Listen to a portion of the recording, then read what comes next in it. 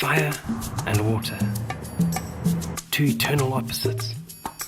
The heat within the earth boils underground water to release high-pressure steam through hissing volcanic fumaroles. This phenomenon has intrigued man for centuries. Once he mastered to contain and control the pressure, the steam engine was born.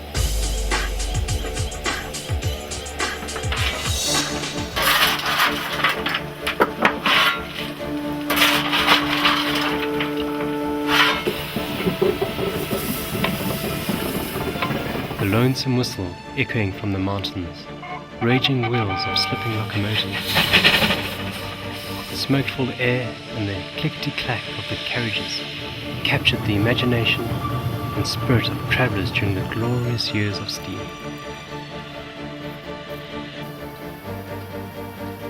The railway pioneers of yesteryear blazed the trail across the wilderness and dreamed of the day when travel by the magic carpet of steel would be within the reach of every South African.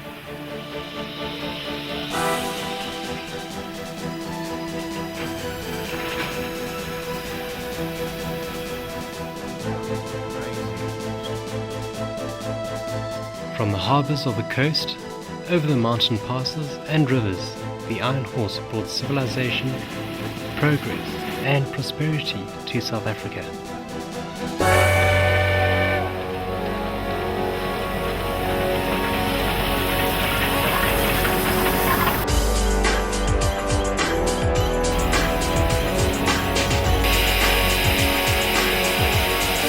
South Africa's 2-foot narrow gauge lines run through fine scenery.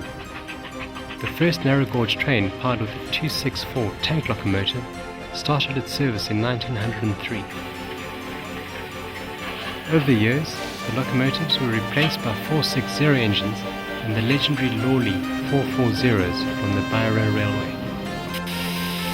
In 1920, the arrival of the first Garrett locomotive on the Avontuur line heralded an era of new Garrett construction for the South African railways. These 2-foot gauge giants were able to handle rough mountainous railways without extensive maintenance.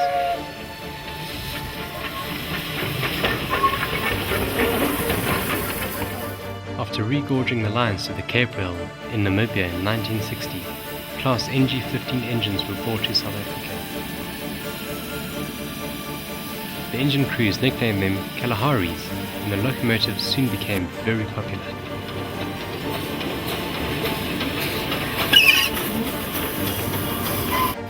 They look like toys, but don't be fooled, they were good workers, puffing their way through the sugar fields. These tiny trains helped build big sugar empires of Natal. Most of them were simple 040 tank locomotives, used in the heaviest and most arduous work on the hills of Natal.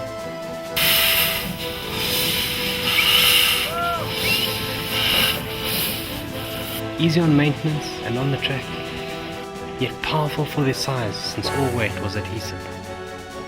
At their peak, sugar estates had 18 lines in operation, totaling 125 route miles operated by 26 steam and 12 diesel locomotives.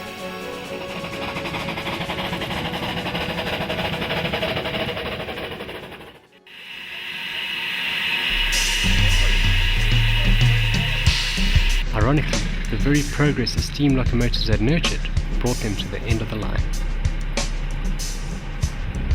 Since World War II, steam had begun its long surrender to diesel and electrics. The immense competition from road and air transport helped to finish their demise.